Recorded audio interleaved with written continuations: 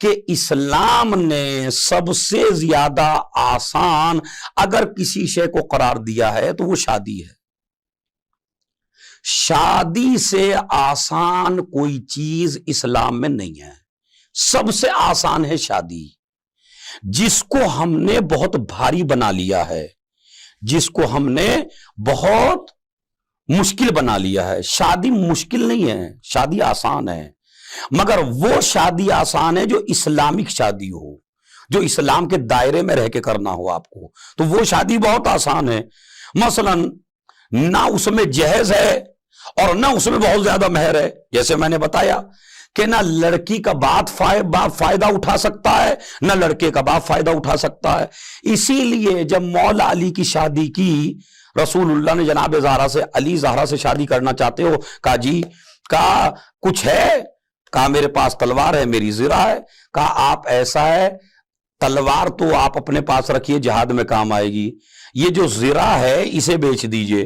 کیونکہ جو علامہ مجلسی لکھتے ہیں, کہا جو کام آج تک زرہ کرتی تھی جنگ میں, وہ آج کے بعد دعائے فاطمہ کرے گی.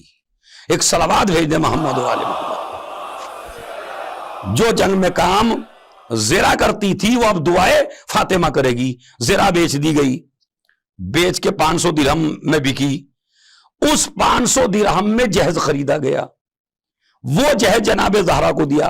تو پہلا جہیز جو خریدا گیا ہے وہ لڑکی کے باپ نے اپنے پیسے سے نہیں خریدا ہے, وہ لڑکی کے باپ رسول اعظم نے علی سے پہلے مہر لیا, اس کے بعد جہیز خریدا.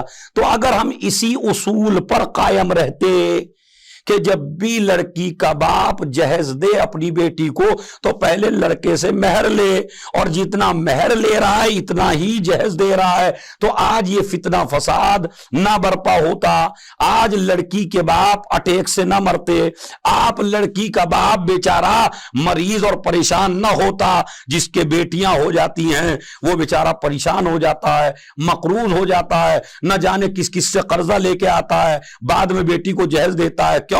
کہیں وہ لوگ جن کے یہاں میری بیٹی جا رہی ہے اس کو تانے نہ دیں, اس کو طنز نہ کریں, اس کو پریشان نہ کریں, تو لڑکی کا باپ بیچارہ قرض لیتا پھرتا ہے.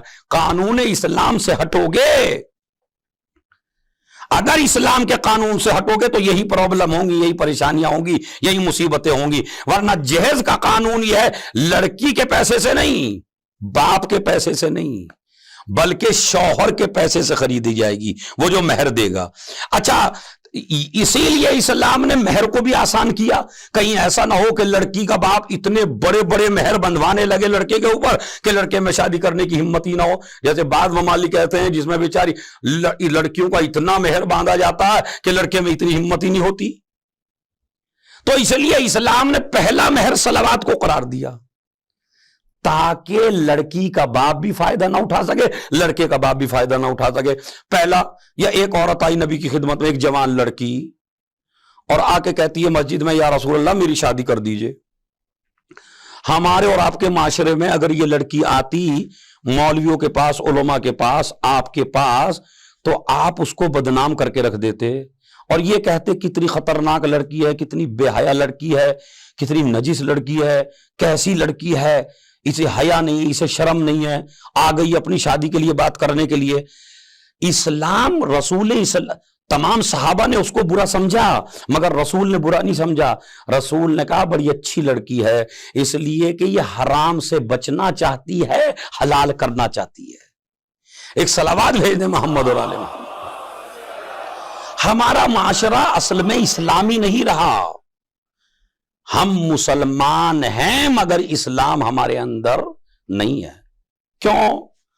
مطلب لڑکی آ گئی بھائی, جب لڑکی غلط کام کرے گی تب آپ کی ناک نہیں کٹے گی, چونکہ وہ لڑکی کہتی ہے میرے اندر جذبات ہیں, جذبات پہ قابو کرنا مشکل ہے, کیا پتا مجھ سے گناہ نہ ہو جائے, یا رسول اللہ میں گناہوں سے بچنا چاہتی ہوں, میری شادی کروا دیجئے کسی جوان سے. تمام صحابہ بیٹھے ہوئے تھے, نبی نے اعلان کیا بتاؤ کون ہے تم میں سے جو اس لڑکی سے شادی کرے. ایک جوان اٹھا, یا رسول اللہ میں کروں گا اس لڑکی سے شادی, اس پاکیزہ لڑکی سے میں شادی کروں گا. نبی نے کہا کچھ دینے کو ہے؟ کہا مال دنیا میں سے کچھ نہیں ہے. کہا بیٹھ جاؤ. دوبارہ پھر کہا کون کرے گا شادی؟ پھر کوئی نہیں اٹھا، پھر وہی جوان اٹھا، پھر تیسری مرتبہ بھی وہی جوان اٹھا۔ نبی نے فرمایا کچھ ہے، کچھ تعلیم ہے تمہیں؟ اس نے کہا ہاں یا رسول اللہ میں قرآن پڑھا ہوا ہوں، قرآن کی نالج میرے پاس ہے۔ بھائی ایک مرتبہ نبی نے لڑکی سے کہا کہ میں تیری شادی اس لڑکے سے کر رہا ہوں اور اس کا مہر ہے قرآن کی تعلیم، چونکہ تجھے قرآن نہیں آتا تو تیرا شوہر تجھے قرآن کی تعلیم دے گا، یہ تعلیم دینا ہی تیرا حق مہر ہے۔ ایک صلوات بھیج دیں محمد اور آل محمد پر۔ اب دیکھیے معاشرہ کتنا اسلامی بن سکتا ہے، مطلب کتنا آسان بنایا اسلام نے مہر کو، ادھر صلوات مہر قرار دیا، ادھر قرآن کی تعلیم مہر میں قرار دی۔ اور جو جوان لڑکے ماشاءاللہ کما رہے ہیں ان کو میں کچھ مہر بتانا چاہتا ہوں، مثلا اپنی شادی کریے آپ لڑکی سے کہ یہ تیرا مہر ہے، حج کراؤں گا تجھے، حج ہو جائے گا، میں تجھے کربلا کی زیارت کراؤں گا، میں تجھے مکے لے جاؤں گا، میں تجھے مدینے لے جاؤں گا۔ سارا مہر جو ہے دنیاوی نہ رکھیے، ایسا مہر رکھیے جو آخرت میں تمہارے کام آئے۔ یہ بھی مہر ہو سکتا ہے کہ تمہارا مہر یہ ہے کہ میں ایک غریب کی فیس دیا کروں گا۔ توجہ چاہتا ہوں، یہ بیوی کے بھی کام آئے گا، تمہارے بھی کام آئے گا۔ مثلا ایک غریب لڑکا ہے، اس کی فیس دینے کو پیسہ نہیں ہے، وہ تعلیم حاصل کرنا چاہتا ہے، آپ اپنی بیوی کا مہر رکھیے 2 بچوں کی فیس دیا کروں گا تو یا 1 سال تک دوں گا مثلا، تو یہ مہر ہو سکتے ہیں مگر ہم ان کی طرف متوجہ نہیں ہیں۔ مہر میرا ٹاپک نہیں ہے، میرا ٹاپک ہے بیوی کا حق ہے مہر، بیوی کا حق ہے اس کا احترام کرنا، بیوی کا حق ہے اس سے پیار سے پیش آنا، بیوی کا حق ہے اس کے کھانے کا انتظام کرنا، اس کے لیے گھر کا انتظام کرنا، اس کے لیے لباس کا انتظام کرنا۔ یہ واجبات میں سے، پھر میں اپنے جوانوں کو سمجھا رہا ہوں، یہ واجبات میں سے ہے۔ فرض کیجئے اگر آپ مسجد میں لگے رہتے ہیں، نماز پڑھتے رہتے ہیں، دن رات مسجد میں ہیں اور بیوی کے لیے کھانے کا انتظام نہیں کر رہے تو وہ اللہ آپ کی نماز قبول نہیں کرتا، اللہ آپ کو وہ روزہ قبول نہیں کرتا، اللہ وہ آپ کی عبادتیں قبول نہیں کرتا۔ اس لیے کہ جس طرح اللہ کا حق آپ کی گردن پہ ہے عبادت، اسی طرح بیوی کا حق آپ کے اوپر واجب ہے، اور وہ ہے اس کے لیے روزی کما کے لانا، اس کے لیے گھر کا انتظام کرنا، اس کے لیے لباس کا انتظام کرنا۔ اور یہ بھی یاد رکھیے اسلام میں آپ کی فیملی کو منع نہیں کیا گیا کسی چیز سے۔ اگر آپ کی حیثیت 10,000 کا سوٹ پہنانے کی ہے بیوی کو تو 10 کا پہنائیے، اگر اپنی بیوی کو آپ محل میں رکھ سکتے ہیں تو محل میں رکھیے، اگر اپنی بیوی کو آپ اچھے آلات، اسلام تو کہتا ہے ہم نے تجھے مرد اسی لیے بنایا ہے تاکہ تو کمائے اور اپنی فیملی کے ساتھ اچھی زندگی گزارے۔ یہ ہے اسلام۔ اچھے سے اچھا انتظام کیجیے بیوی کے لیے، اچھے سے اچھا انتظام کیجیے۔